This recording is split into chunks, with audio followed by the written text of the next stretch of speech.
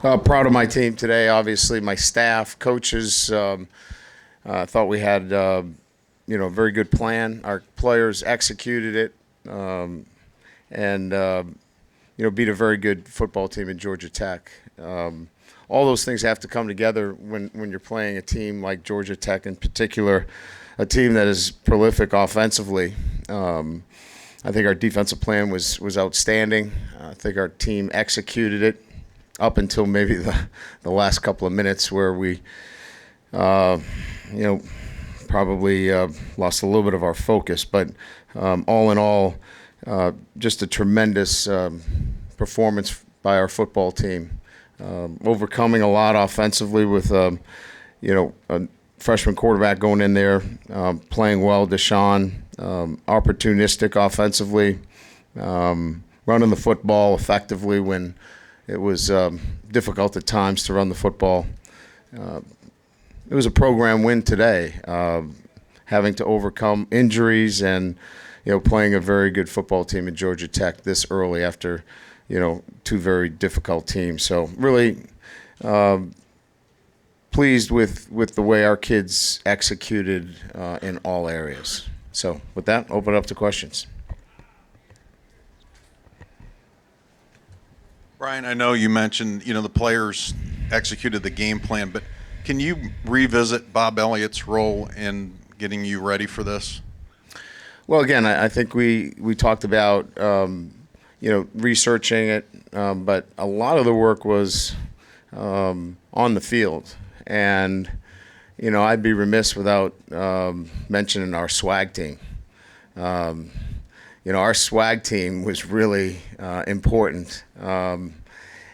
Our swag team is known as students with what is it? Attitude and game. And that is our triple option team. And they named themselves Swag. And it's been kind of this thing that's gone on since camp started, and they wanted their own identity. And they did such a great job of preparing our defense from when we started running triple option. And they got a really good sense and a good feel for where they needed to be and where they fit. And Coach Elliott obviously did a great job of researching. Coach Van Gorder did a great job of coaching the coaches, and then our players did a great job of executing. Matthias Farley, first play in for Tranquil, strips the ball and gets. Can you talk about him and also update us on what you know of Drew Tranquil's injury? Yeah, it's a knee injury. It doesn't look very good right now. We'll get an MRI here. We only have a manual exam to go on right now. The manual exam was not a good one, but we'll get an MRI tomorrow morning, and then we'll have, definitive results. But we're not optimistic at this point. Matthias went in there and was the next man in again. Unfortunately, losing Drew. Drew played very well in the first half, very well. He was on point with his keys, fighting off blocks, making tackles. They wanted to run counter option based upon what we were doing. We did a great job of stringing it out, fighting off the extra hat, and making plays. Matthias was then put into that position early on in the third quarter, made a big play getting the ball out. And then, obviously he needed to continue to do that the rest of the game. In your evaluation of Kaiser's first start? I thought it was pretty good. There's a lot to get better. He was a little off with his platform at times. The ball came out low. We got to get better there. We can. We changed his footwork during the week, and he's trying to get accustomed to that. I wanted the ball out quicker today, and consequently it changed his platform a little bit. But I thought he threw the deep ball very well. Did some really good things in managing the offense for us. Cadence was a little off. That's why we had some false start penalties. We got to clean that up. So, we were operating with a new signal caller in there, so there was some first-time issues that we got to clean up going into next week. But all in all, I love his presence. I love his confidence. He's very sure of himself. And our guys like playing with him out there. There's really a good group of guys that believe in him out there. Brian, what was your game plan to stop and contain Justin Thomas today? Well, we wanted to be very aggressive. I think we were probably as aggressive as any defense that we had watched on film. So being very aggressive was an important element within the plan itself. We wanted to show different looks. They had to use a number of timeouts, as you could obviously saw. Giving him different looks that he had not seen before. So moving the fronts around, giving him different edge looks. We needed to mix it up. We didn't believe that we could just line up in one or two fronts and give them vanilla looks. We felt like that was not going to work for us. So moving around a little bit and, again, being aggressive with our defense. Coach, with Kaiser, it seemed like every time he came off the field, he was coming straight to you, and you guys were talking. I mean, what was that communication like, and what were you trying to really emphasize with him in between possessions? There's just little details of the management of the offense. It's it could be little things like footwork. There were a couple things relative to cadence where he was not consistent with his cadence, so it was drawing some of our guys into those penalties. And then just reminding him of doing the ordinary things well. He didn't have to do extraordinarily big things for us. So it's just constant communication, making sure that he was locked in on the things that we needed him to do. And I thought he was doing a very nice job and just keeping him calm too. Coach, they seemed like they were throwing a lot of different run stunts and edge pressures at you guys early on. How important was it for your offensive line to continue to just kind of chop away at him? And then how did Deshaun handle those different looks they gave you guys? I thought he did a pretty good job. We tried to get in as many different formation looks to try to find ways to run the football and without putting Deshaun in too many situations where he had to hold on to the football and run himself. I didn't want to get him out there and put him into high contact situations. I think where it changed is when they tried to press Will on the perimeter and we hit the big pass down the sideline. That seemed to get them off us a little bit and put them more in quarter coverage, which allowed us a little bit more breathing room relative to running the football. So I think it was probably then where we felt like, we could start to run the football with more effectiveness, and that's when we stayed really more towards a run game philosophy. With the exception of, obviously, Alizé's turnover, you guys seem to have you just wanted to kind of hit right behind those pressures with some of those quick throws. How important was it to get that stuff out there? It was. Their backers are so aggressive. We wanted to get right behind them. We felt like we had some space in there. I think if Deshaun hits Torrey Hunter, in stride, he's maybe still running to Elkhart now. So we felt like those were the areas that we wanted to get the ball into. We felt like there were some areas that were vulnerable, and we were going to pick our spots because we still felt like defensively, we were doing some good things, and I did not want to put us in a situation where we were going to give a short field up to Georgia Tech. Coach, big picture for you and Coach Van Gorder. What does a chess match like this mean to you guys? We enjoy this, Al. I mean, this is what we do this for. I mean, we love playing a great team in Georgia Tech and, spending the time during the week to put in a game plan with a freshman quarterback. I mean, we live for this stuff, Al.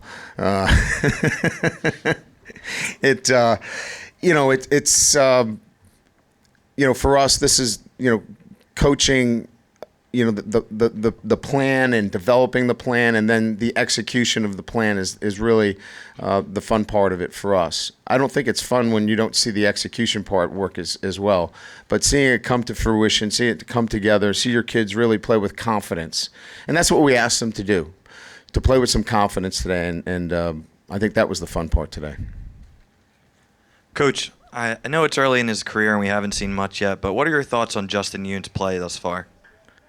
He's solid. I mean, he's a freshman kicker that is going to go through some ups and downs, but I like his demeanor. He doesn't get rattled. He's still working through the big jump from AAA to the big boy league. So there's some nerves there, but I really like his makeup. He's a great worker. His attention to detail is excellent, and I only see him getting better and better as a kicker. Brian, on your right. Deshaun, after he threw the interception, we heard so much about his poise from his teammates after the Virginia game this week. He throws the interception, he comes down in the next drive, gets the touchdown. Is that kind of where it really showed itself? Yeah, I think so. What I liked about him is he immediately takes ownership, and he's not a guy that's looking to say, well, it's his fault or I didn't know this. And, he clearly knew they bracketed him. He got duped. He saw press on Corey, and his eyes got big. Well, press on Corey on the goal line. I'm throwing that one up there. But it was a pre-snap, post-snap decision, and he didn't take his time to see that they bracketed him. And a great learning experience for him. We had kind of told him that he's got to be – it was funny, as I was coming in, Malik had this big smile on his face, and he goes, "Coach, they got him, didn't they?" I go, "What are you talking about?" He goes, "They got him on the bracket. Remember, they got me earlier." So they see the same things. He immediately said, "I got it," and moved on to the next thing. I think that's what I had mentioned earlier. I love the way he is able to move on and process it and get back to playing the game. Brian, what do you think a win like this says about your team and how good they can be? Facing adversity this week, breaking in a new quarterback, playing a really good team, just what does that do for you guys? Well, I wasn't worried about, where we were going to be, win or lose. I mean, I want to win, and these kids want to win. What I like about it is it's a program win because it says that, you can overcome injuries, you can overcome, adversity. And still beat, a team that's beaten 2 SEC teams in its last, few games, has had a great run here. Top 15 team in the country. All the experts picked Georgia Tech to win this game, and didn't phase our team at all. And so I think it's more about where the program is, and you can sustain some injuries, some key injuries, and still play at a high level. I think that's what is for me, most revealing.